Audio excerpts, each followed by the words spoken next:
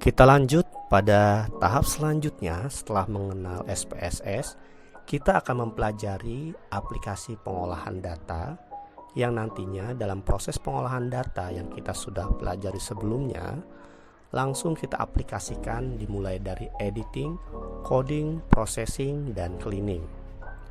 Sebelum masuk kepada pengaplikasian pengolahan data, mari kita pelajari terlebih dahulu bagaimana mempersiapkan kuesioner dari segi teknis. Pertama, kita tentunya harus sudah memiliki kuesioner. Nah, di sini contohnya seperti yang akan kita coba aplikasikan seperti ini.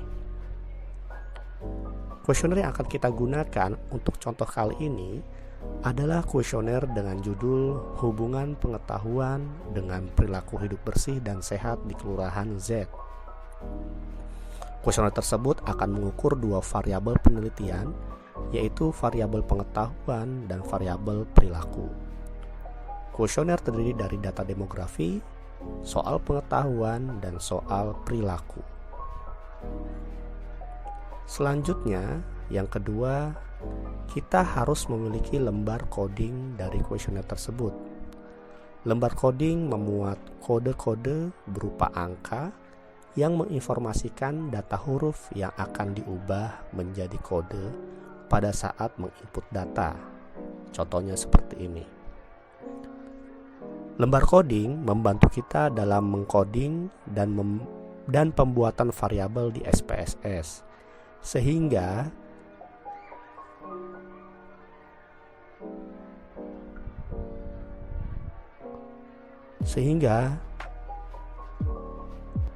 di dalamnya terdapat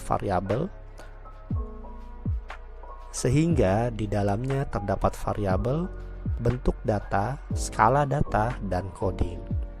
Variabel dalam SPSS akan disebut name. Bentuk data akan kita temukan di SPSS dengan sebutan type. Skala data disebut measure, dan coding disebut dengan values. Di dalam SPSS, semua isian dalam kuesioner disebut variabel, sehingga dalam pembuatan variabel akan dibuat sebanyak isian yang ada di kuesioner, atau jumlah variabel yang akan kita buat itu berdasarkan jumlah isian yang ada di kuesioner. Jadi bukan langsung hanya variabel penelitian, yaitu pengetahuan dan perilaku, tetapi tiap butir yang diisi oleh responden harus dibuat menjadi variabel. Bila kita melihat dari jumlah coding yang ada, sehingga kemungkinan kita akan membuat 16 variabel dari satu kuesioner tersebut. Baiklah, itu saja yang perlu dipersiapkan pada kuesioner kita dari segi teknis. Selanjutnya, sekarang kita masuk dalam tahap editing, di mana sebelumnya kita sudah mempelajari bersama. Tahap editing merupakan pengecekan kuesioner yang dilihat dari kelengkapan dan kesesuaian pengisian yang telah diisi oleh responden. Kuesioner yang sudah diperiksa pada tahap editing, selanjutnya kita lakukan pengkodingan atau masuk pada tahap coding. Jadi dilakukan pengkodingan pada setiap isian yang ada di kuesioner. Pada tahap coding, di mana data yang berbentuk huruf diubah menjadi angka sesuai lembar coding yang kita miliki. Tujuannya untuk mempermudah kita dalam melakukan entry atau input data ke data view di SPSS. Contoh dari pengkodingan dapat dilakukan seperti ini pada setiap kuesioner yang sudah diisi oleh responden. Tentunya penulisan angka langsung ketika kita tulis dengan tangan. Bila di kuesioner datanya masih berupa huruf, maka perlu kita berikan coding berupa angka di sampingnya, seperti contoh yang ada di layar ini. Agar pada saat kita menginput data, tidak perlu berpikir banyak berapa coding yang harus diisi. Tinggal melihat coding yang sudah dibuat, maka kita hanya tinggal menginput data sesuai yang kita tulis. Setelah tahap coding selesai, maka kita lanjut ke tahap processing. Pada tahap ini, entry data adalah awal yang dilakukan. Tetapi bila kita menggunakan SPSS, sebelum entry data kita harus membuat variabel terlebih dahulu, yaitu di variabel view. Silahkan sekarang Anda buka aplikasi SPSS di komputer atau laptop Anda dan langsung buka jendela variabel view. Baik, dapat kita lihat bersama-sama di dalam variabel view terdapat beberapa kolom, yaitu name, type, width, decimal, label, values, missing, column, line, measure, dan row. Untuk row itu biasanya ada pada SPSS 18 ke atas. Untuk SPSS 17 ke bawah itu hanya sampai pada measure. Baik, untuk name ya, kita bahas satu persatu. Untuk name merupakan nama variabel yang tidak boleh ada spasi dan tidak boleh sama antar nama variabel yang lainnya. Kemudian type merupakan jenis data. Secara umum bila datanya yang dimasukkan adalah angka, maka kita pilih numerik. Bila datanya berupa huruf, kita pilih string. Tetapi bila data yang berupa angka diawali dengan angka 0 seperti 01, 02 dan seterusnya, seperti halnya data RT dan RW, maka jenis datanya bisa memilih string. Bila berupa numerik, maka nanti angka 0 di depan itu akan menghilang. Lanjut, untuk width, banyaknya karakter dari data tersebut maksimal 40 karakter. Jadi ini menggambarkan banyaknya batasan karakter yang ada di variabel tersebut dalam pengisian datanya.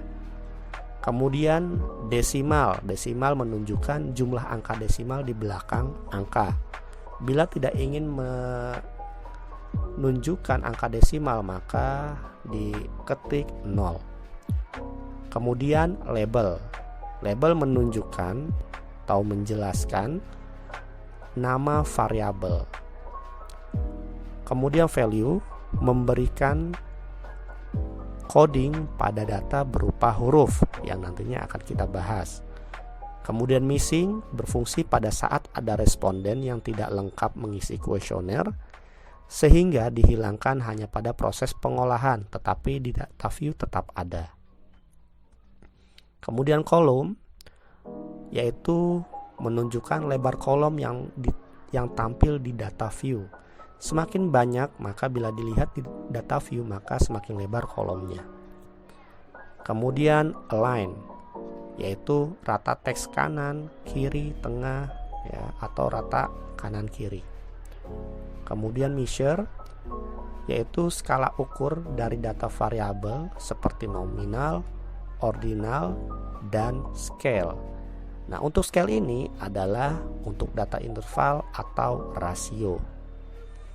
Nah, yang terakhir itu adalah row. Row terdiri dari input ya, bila variabel tersebut adalah variabel independen. Kemudian target bila variabel tersebut adalah dependent. Both bila bisa digunakan untuk variabel independen dan atau variabel dependent. Dan kemudian ada none, yaitu tidak ada kaitan apa itu variabel independen atau variabel dependent. Biasanya kalau variabel di SPSS tersebut bagian dari variabel penelitian, maka itu bisa ditulis none. Nah, sekarang mari kita buat variabel sesuai dengan contoh kuesioner yang tadi. Baik, untuk variabel pertama yaitu nomor responden. Baik, kita coba masukkan namanya. Namanya kita namakan dengan no. Untuk nama variabel kita tidak perlu panjang-panjang, cukup singkat saja ya, karena ada keterangan nanti di label. Dan kita juga punya lembar coding yang menjelaskan atau kita tahu bahwa nomor responden itu nama variabelnya adalah no. Kemudian untuk tipenya atau type itu berupa numerik karena data yang dimasukkan nanti berupa bentuk angka. Untuk width tidak perlu diubah karena data yang kita masukkan tidak melebihi 8 angka. Untuk decimals kosong, artinya tidak ada desimal di belakang angka. Label kita ketik nomor responden, artinya nomor responden menerangkan bahwa menerangkan nama variabel no. Value-nya kita pilih none karena tidak ada pengkodingan di nomor responden. Kemudian untuk missing none karena kita sudah pastikan semua kuesioner sudah lengkap dan sudah sesuai diisi oleh responden. Untuk kolom tidak perlu diubah ya, 8 saja. Kemudian align tidak perlu diubah, ikuti saja yang sudah ada.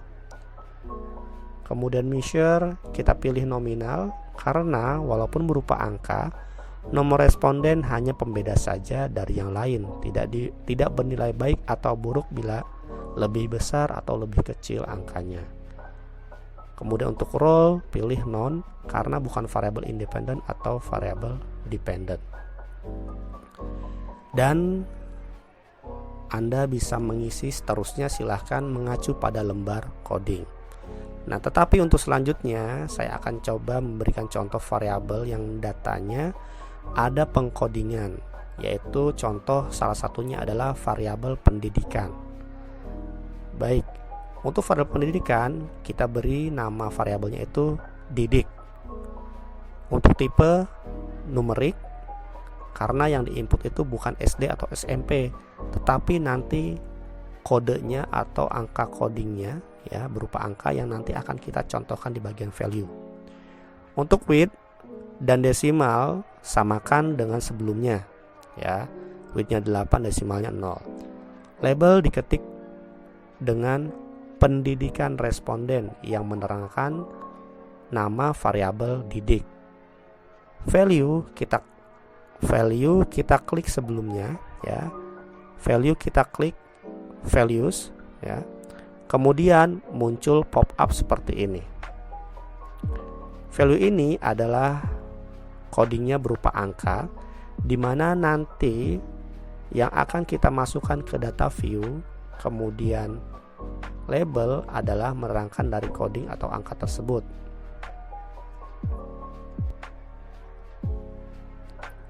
Value kita klik values, kemudian muncul pop up seperti ini. Value ini adalah codingnya yang berupa angka, di mana nanti yang akan kita masukkan ke data view. Kemudian untuk label adalah menerangkan dari coding atau angka tersebut. Di pendidikan, value 1 labelnya SD, kemudian klik add. Value 2 labelnya SMP, klik add. Value 3 labelnya SMU, klik add.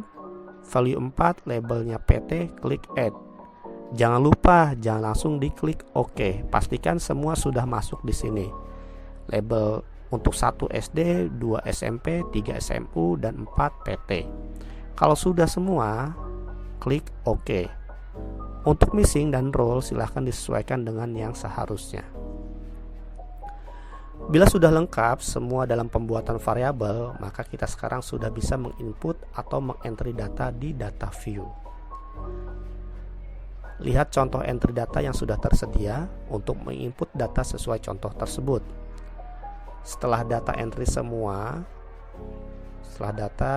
semua, maka akan muncul tampilan seperti ini. Untuk melihat hasil dari pengkodingan yang diisi di value, silahkan klik icon value label ya yang berada di atas, maka data hasil dari pengkodingan akan berubah menjadi teks. Setelah selesai, maka kita akan menyimpan hasil yang kita kerjakan dengan cara klik icon save seperti gambar disket, kemudian akan muncul pop-up seperti ini. Silahkan pilih lokasi penyimpanannya di look di login, kemudian tentukan folder yang akan menjadi tempat penyimpanan yang sudah dibuat. Pastikan lokasinya jangan sampai lupa. Ketik nama file Anda di file name dengan format latihan 1 spasi nama Anda spasi npm. Untuk save as type-nya biarkan seperti ini, yaitu jenis file SAV, kemudian klik save. Maka data Anda sudah selesai dikerjakan. Bila Anda lupa dalam menyimpan data yang baru saja Anda save atau baru saja dikerjakan, ya, atau yang terakhir dikerjakan, misalnya sudah seminggu terakhir, kemudian ingin buka lagi sekarang, ya, silakan Anda klik file, kemudian pilih recently used data untuk membuka file SAV yang sudah di save dan terakhir dikerjakan. Kemudian untuk recently used file adalah untuk membuka file SPO atau SPV atau file output yang terakhir dibuka. Ya, demikian pertemuan kita pada sesi ini. Sampai bertemu di sesi selanjutnya. Salam.